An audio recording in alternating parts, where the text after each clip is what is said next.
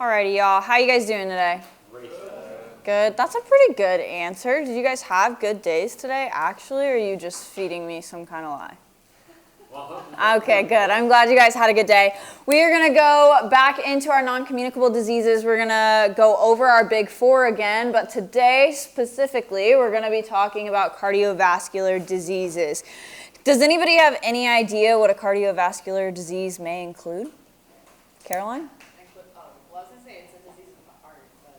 Yeah, that's definitely part of it. It has something to do with a malfunction of the heart in some capacity. Okay, so our objectives today are that you guys can still name the big four non-communicable diseases, okay? We went over them last time. They haven't changed, so you should still know them. Our next one specific to today is that you guys can name 3 preventative measures for cardiovascular diseases. They're the same for both that we're going to talk about, okay? They're very similar. And then the last one is that you guys can identify 2 differences between a heart attack and a stroke, okay? The whole class today is an extra credit opportunity, okay? So you guys can score up to 10 points. It's 1 point for answering any question within class, and then 2 points at the end of class for review. You can score up to 10. Every time you answer a question correctly, you're gonna take that blank sheet of paper and write your name on a little piece, rip it up. At the end, I'm gonna take all of those name tags, put it in here, and the person who draws gets an extra 5 points, okay? So you can put that towards any assignment you want throughout the semester, okay? So first, our cardiovascular diseases are a heart condition that includes diseased vessels, structural problems, and blood clots, okay? So before we dive too deep into that, we're going to do a couple of questions. These are 4 points that you guys can score, okay? 1 person per point. What are the big 4? Raise your hands. Big 4. There's 1 on the board right this second. Garrett? Okay, big 4 non-communicable diseases. Okay, that's my fault. I didn't. There you go, Duncan. Okay, there's 3 more. Lexi? Diabetes. Chelsea? No. Non-communicable diseases. Chase? Cancer. 1 more. Maddie? Yes, there it is. Those are our big 4, okay, guys? That's our whole unit, so you guys have to remember those. Okay, just a quick review. This is still a single point. What are the 2 types of diabetes? Raise your hands. Lexi's hand was first. Type 1 and type 2. Can anybody, a separate person, give me the technical names for this? Shelby. Perfect. Just so you guys know, every time you answer a question, I'm putting a tick so you can't cheat and put extra slips in there, okay? I'm keeping track. Okay, so today, the cardiovascular diseases. We're going to start with heart attack, which a couple of you guys have already mentioned. So a heart attack occurs when the heart muscle is cut off from oxygen it needs to operate. Okay, so that is just, there's nothing going on. And there could be a couple of different reasons for that. It's caused by a buildup of plaque in the arteries. So if you've got like just some massive fat going on in your blood vessels of any kind, that blood is literally blocked. They can't get through. And that's what's going to cause your heart to stop, okay? So it's exactly what I just said. Forms and slows the blocks the blood flow. So signs and symptoms of this, we've got our first signs is angina, which is recurrent chest pain, okay? That's the technical term for it. And then we're going to be looking for pain throughout the body. That's in the arms, specifically in the neck and jaw is something that you guys are going to be wanting to watch for. And then we also have short of breath, lightheadedness, and a cold sweat. Those are all things that you want to be looking for in somebody who's having a heart attack, okay? We're going to move on to stroke. Can anybody guess? This is worth 1 point, but there's no wrong or right answer right now. Can anybody guess what the difference between a stroke and a heart attack is? Ryan. Yes, that is so great. Did everybody hear that? Yeah? Okay, so we're cutting off the blood flow to the brain this time. That's what the stroke is. It can be from the same issue with plaque buildup and other stuff. But this one's a lot, they're both serious, but this one's a lot more serious and it's time sensitive. The longer that somebody is blocked off from oxygen to the brain, the worse the damage is, okay? So this is something that we really want to watch carefully. It can actually die off. A lot of stroke victims, like by the time they actually realize they have a stroke, can part of their brain can be literally dead. So it's very serious. It's something that you have to watch for. And our signs and symptoms for this are numbness and weakness of the face, arms, and legs. This can look like drooping of the face maybe. It can be your arms just they might feel numb or they're tingly or something like that. Or you just overall are like, man, I just can't, I can't lift my arm up like I normally can. You could have trouble speaking, like if you have you can't form your sentences like you normally can. That's something to be watching out for.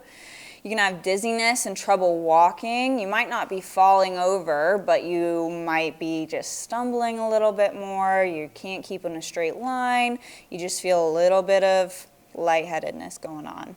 And then it can also be vision problems, and this one takes a little bit longer. It's not going to be a sudden oh, my vision is really blurry. I can't see Caroline right now. That's not going to, it's going to be like a slow digression into vision problems, okay?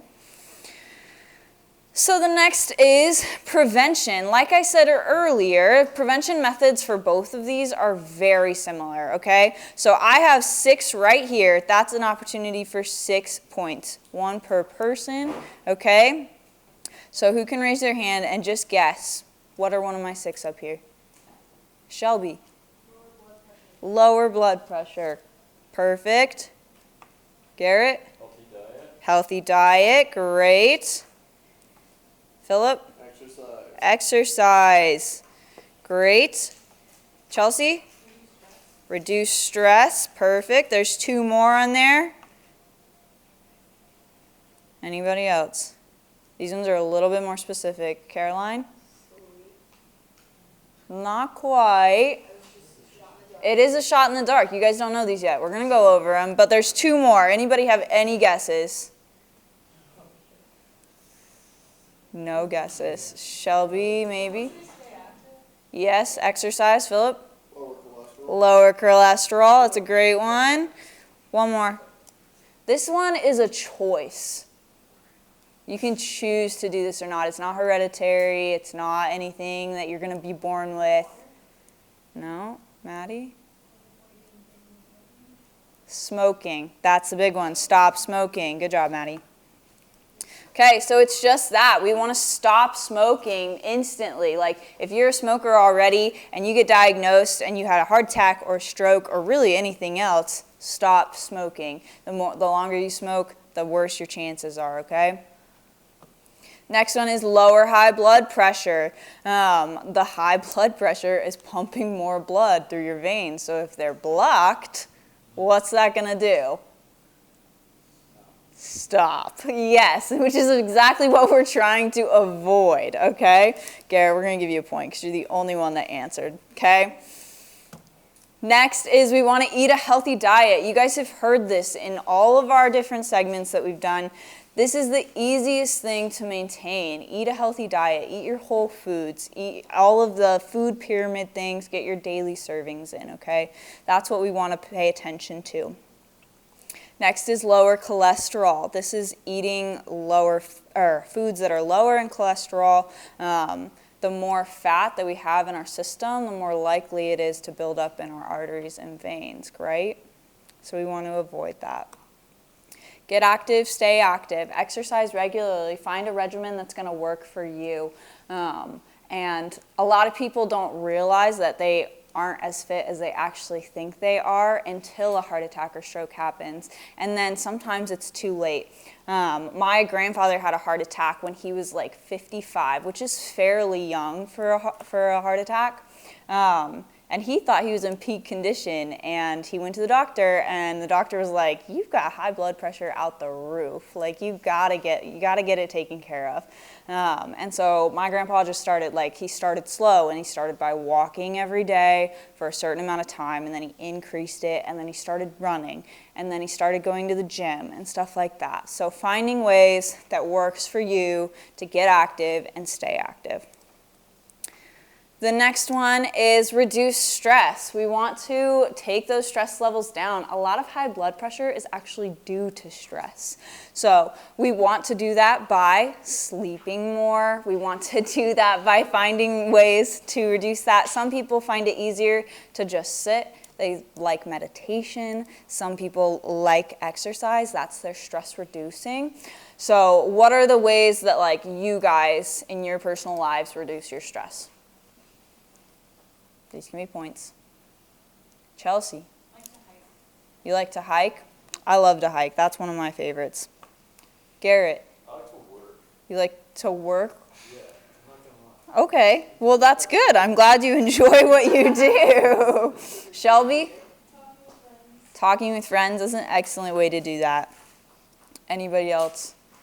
Caroline. I like to run by myself. You like to run by yourself. How long do you typically run? Like 5K. 5K. Wow, that's good. Anybody else? Chase. Listen to music. That's a great one, okay? What's your favorite thing to listen to when you're stressed out, Chase? Oh, another way, what was that? What's your favorite thing to listen to when you're stressed out? Some good old worship music. Some worship music. Okay, good one, good one. Okay, guys. We're going to go into our review. Remember, this is double points, okay? This is one entry, but 2 points towards your 10 points, okay? Ready? What's two differences? This is two different people. Two differences between a heart attack and a stroke. Philip. One of them is it's a blockage to the brain for a stroke, and the heart is blockage. And for a heart attack, it's blockage to the heart. Perfect. Okay, one more. It can be a sign and a symptom. Shelby. So heart attack, there's angina, and stroke, there's breathing. Perfect. Who can tell me what angina is? Raise your hands. Lexi. Constant chest pain. Okay. 3 prevention methods for a heart attack and a stroke. Chelsea. Stop smoking. Stop smoking. Philip. Lower cholesterol. Lower cholesterol. Randy. Exercise. Exercise. There's 3 more. Can anybody give me 3 more? Okay. Garrett. Healthy diet. Healthy diet. Shelby. Reduce stress. Reduce stress. Chelsea. Lower blood pressure. Lower blood pressure. Good job. You guys got all 6. That's bonus. Okay. And then what are our big 4 non-communicables? Philip. Cardiovascular disease. Cardiovascular disease. Perfect. Ryan, I saw your hand up. Do you have one? Diabetes. Maddie. Cardiorespiratory. Lexi. Cancer. Where'd her name go? There it is. Good job, guys. Okay, so I want you guys to rip up those pieces of paper if you put your name on any of them and put them in this cup. There you go. There you go. Oh, okay. Throw them in there.